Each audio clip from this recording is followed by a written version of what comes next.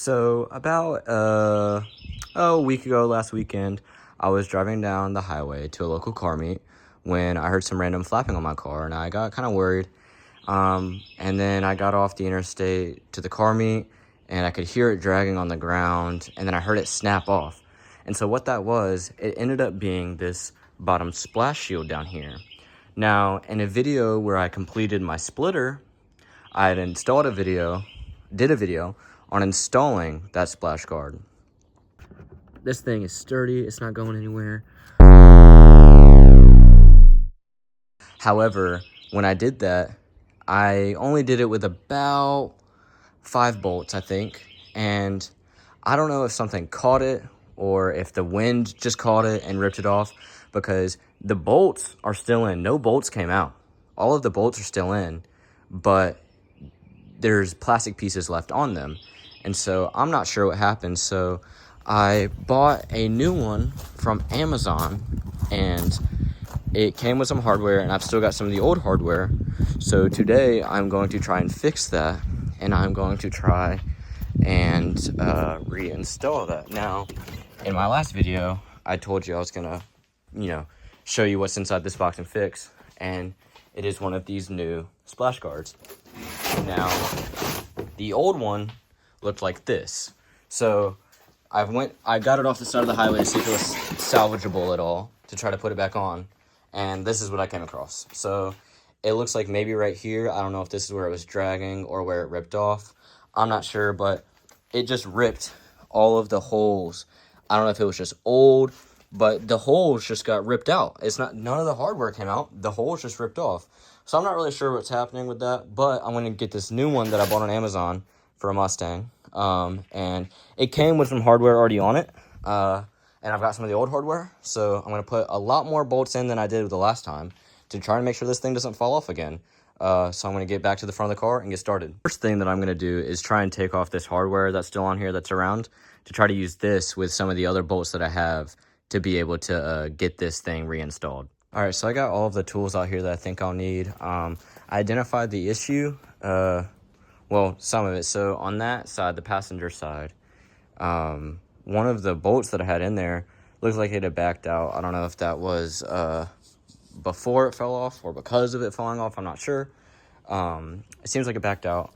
And there's a bolt in the back part of it that holds it all up to the bottom of the engine on the back. And that bolt is on there with all these stuff ripped out of it. So I'm not sure, really what happened, but I'm just going to try to be more thorough with this new one, try to install more bolts, be more thorough, be as thorough as I can.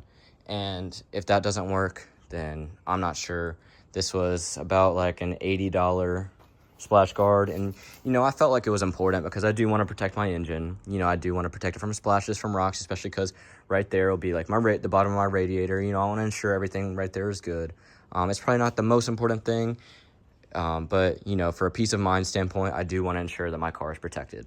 So what I'm going to do is start taking out the bolts that I did previously have on there, and then I'm going to try and reinstall this splash guard.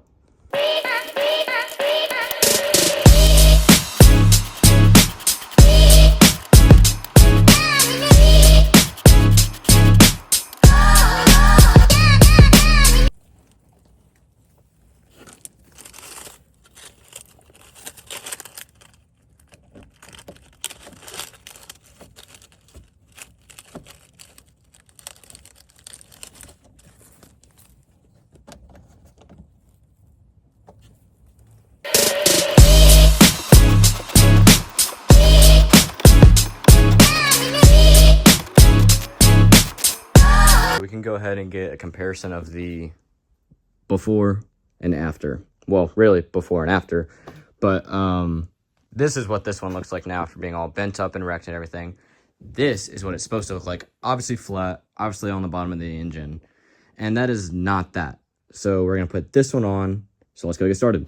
So my plan is to install that rear bolt first and line everything up to see where, as you can see, they provided 3 on this side and 3 on this side. So I'm gonna install those 2 and then use the extra hardware that I have. I've got it all right there. I've got some of the extras, all of that stuff, and just put as many as I can because I don't want this thing going anywhere. you know, it was a scary sound when it did. You know, it cost $80. I mean, it can be pretty expensive if I have to replace this again, so I really hope this doesn't go anywhere, and it just protects my engine. So I'm going to try my best to use as many bolts as I can, tighten them down as much as I can safely, and ensure that these things are not going to go anywhere. So I'm going to get started.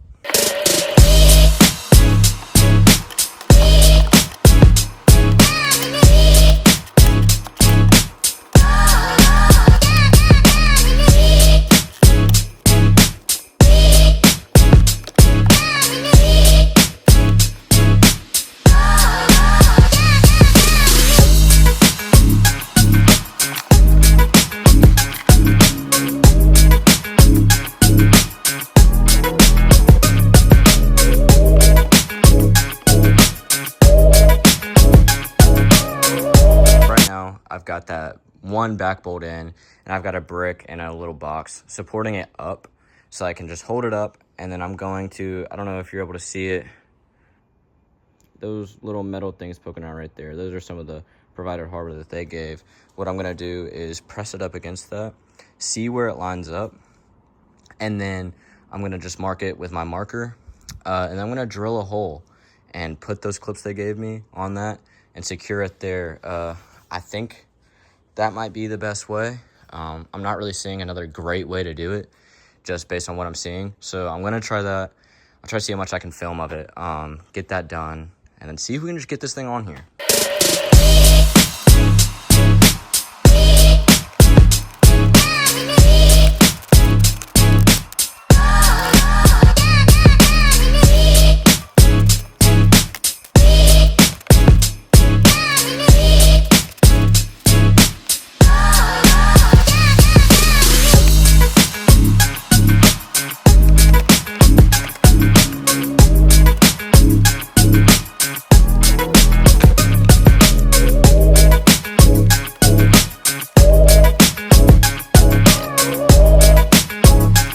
So if you were able to make anything out from that video, what I did is I took out the hardware that they provided. I took out the hardware that they provided right there. I lined it up and I marked with my Sharpie where I need to drill. Now I'm about to take my drill, get some drill bits, and I'm going to drill out 3 holes and put those clips in and put the screws in, tighten those things down good so that they don't go anywhere. And I think that should be good for this side. I don't think that's going to need anything else because I'm also going to do some in the middle too. So I'm going to do that on this side. I'm going to do that on the other side. I've got one in the back. I think that should be good. If it's got 3, 3, 1, that's 7. And then we'll see what I can do in the front. So I think that's going to be a good amount. So I believe that'll be the solution. I'm going to do that. And let's do it.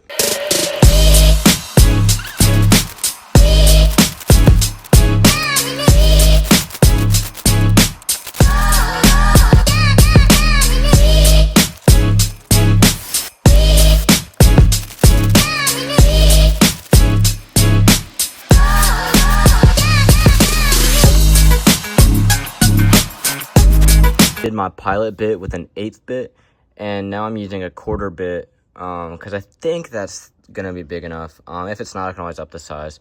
So I'm gonna go back to my pilot holes, drill them out, and see if that is big enough for the screws that they provided.